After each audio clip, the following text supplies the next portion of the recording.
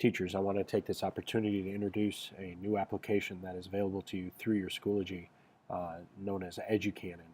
If you go into your web browser using Google Chrome, obviously this will look a little different if you're using a PC platform versus a Mac platform, but it's all very similar.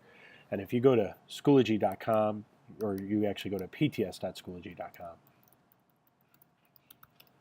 log yourself in. In your App Center, if you click here, you'll see that you have many options. And the one we're going to talk about today is Educanon. Educanon is an application that allows you to take video and dissect the video and be able to ask, check for understanding questions, have students do some writing based upon the video itself. So you would want to install that app, and you're going to get your selection of courses. As you choose your courses, all of them, you're going to click on the courses, but do not click where it says Course Admins Only. If you click on that, it only allows access to your Educanon for yourself, not for your students. So it'll actually push this out to your students. Once it's been installed, you go to your courses. I'm going to use this sandbox as a demonstration. And in there, you'll see in the left-hand column, you'll see Educanon as one of your apps now. If you click on that, it brings you to a third-party application. So you're actually going away from Schoology, but it's linked with your Schoology account. You'll need to select your courses that you want to add, and all you do is check mark those courses. For my demonstration, we're only gonna check mark the sandbox. So once again, if you go and just click on Educanon, it brings you on out.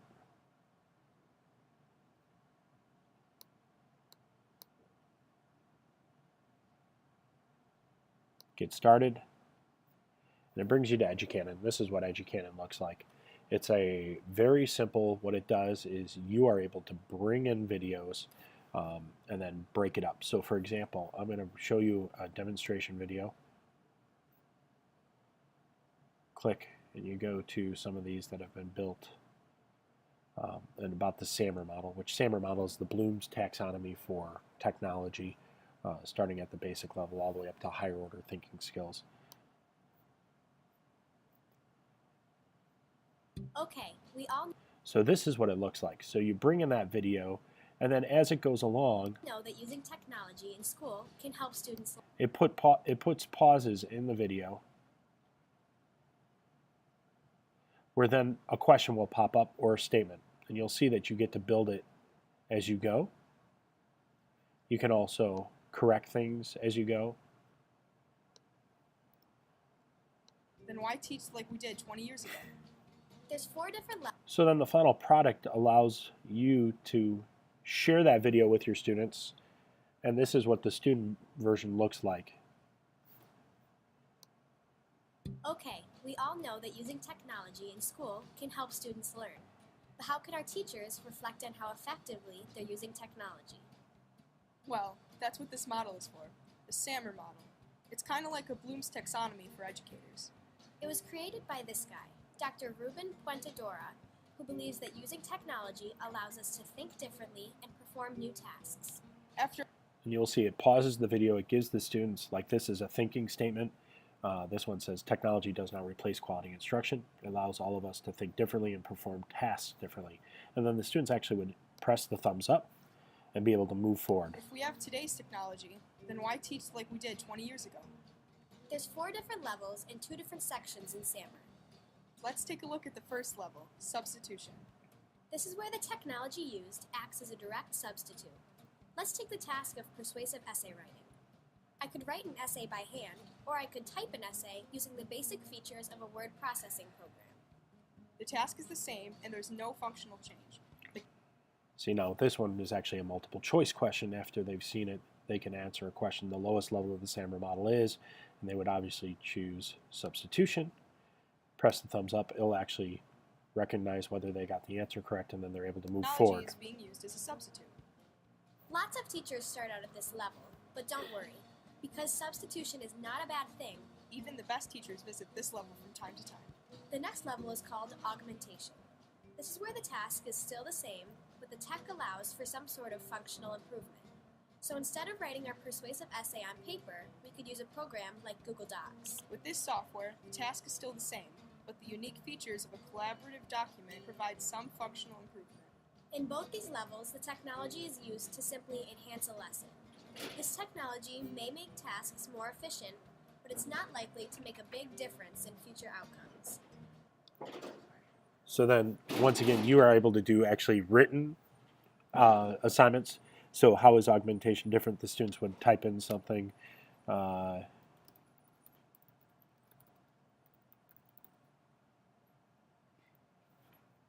we click the thumbs up. Most learning takes place above the line, and it starts with modification. So you get an understanding of how that works for the students, and it's a really neat feature. So how that works is when you're in Educanon, under the dashboard, you can create or design video bulbs, and that's what they call it. The other nice thing is you'll see if you click on bulbs, there are thousands of pre-made bulbs that you can actually borrow or use for yourself and add to your classes. But if you want to create your own, it's very simple. What you do is you go ahead and click Design Video Bulb, and it gives you this window, and it asks you for the video URL, and that's real simple. If we were going to go out to YouTube, for example,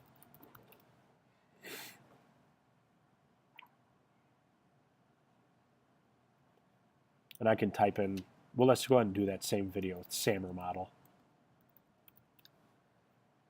You'll see that's the very video that we used. I click on it. Okay, we all know.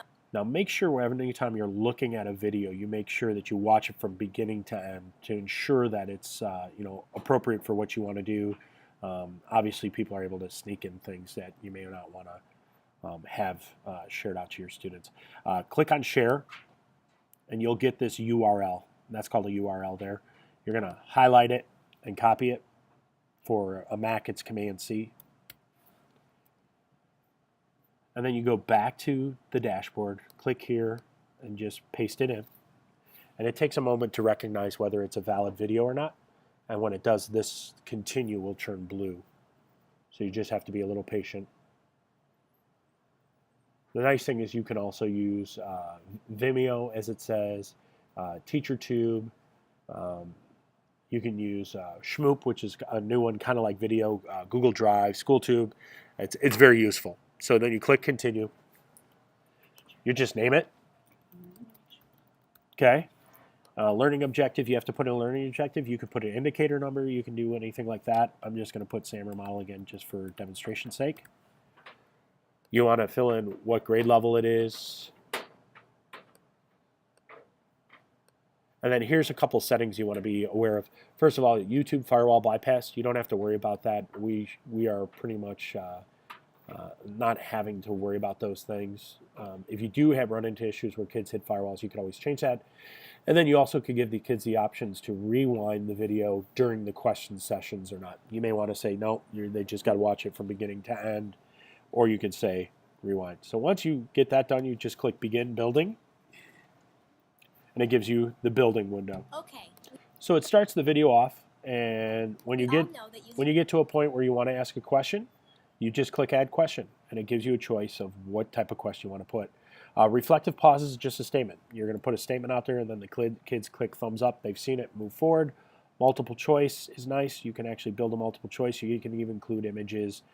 You can insert an equation for math. You can actually speak to the students, which is a nice feature. You'll see that you can even put links in there. So it's a very nice feature. And then you just add the question, and then when you're done, you say save at 2 seconds or wherever in the video. You can also randomize the question order or the answer order, so the students, obviously mixes it up a little bit if you choose to do that.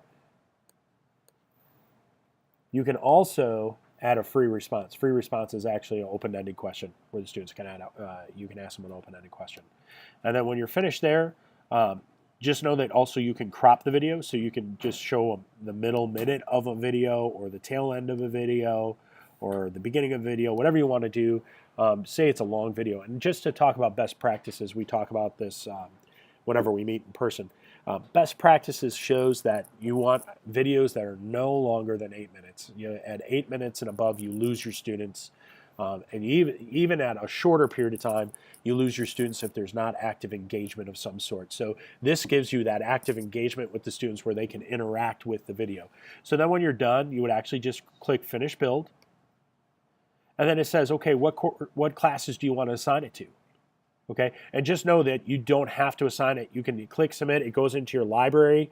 It sits there, and then later on, if you want to assign it, when you do click Assign, it actually gives you an assignment date, which is nice.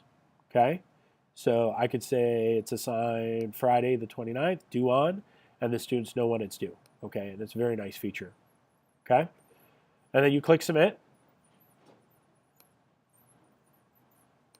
and that video is ready in Educanon for the students. Okay, now a couple things you need to know.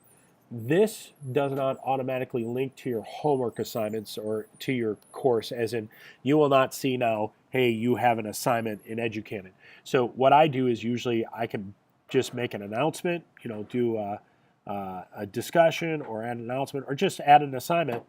And on there I'll click, like I did with this one, Educanon video, go to Educanon and view the video on Zest or view on SAMR model, and the students know that's part of it. You can even assign the homework assignment time. What makes this nice is that obviously the kids will know that they go over to this left-hand column and click on Educanon if I was a student and view my assigned videos that are associated with the class. And just know every time you go out, it's going to say, yeah, are you associated with these courses? And that's a good thing because it's always wanting to sync with Schoology, and that's a good thing. Here's the best part about it. If you click on Monitor and you click on, you will see that it gives a breakdown of the student's achievement. Okay, you'll see which questions they've done, how far they've completed it, percentage, and it does it in real time too. If you click refresh, say you did this in a classroom setting, you click refresh, you can see where the kids are at and their progress along with it. It's a very nice feature. Just be aware of the fact that you might need to click refresh every once in a while. But that gives you a good idea of what kids are doing in real time, live time. The other thing that's nice about it is that you can always go back and change things. You can assign it to different classes, even though you may have done one course, and then obviously share it with a different course. It's just a very nice feature. It does have a monitor student progress here. And then, like I said, once again, the beautiful thing is it does have pre-made bulbs for you that you can go pre-made. So if I want to look at pre-made, I could go 9th through 12th grade, let's say math. Okay. And then introduction to trig. Here's one that's already been built by somebody else. And you can go ahead and put that in your class. And it's a very nice feature. Okay. So that's an introduction to Educanon. And like I said, it's a free application that since we have Schoology, they've shared that free out to us. And it's a really good resource. If you need any follow-up, you start to use it, and you need any help, don't be afraid to contact me. You can via email. Always happy to come into your schools and help you out. I'm really excited about this application because there's a lot of great resource videos out there, and you can do it in a controlled atmosphere where the students are just not searching on YouTube. It's actually confined to the videos that you have decided that you want them to watch.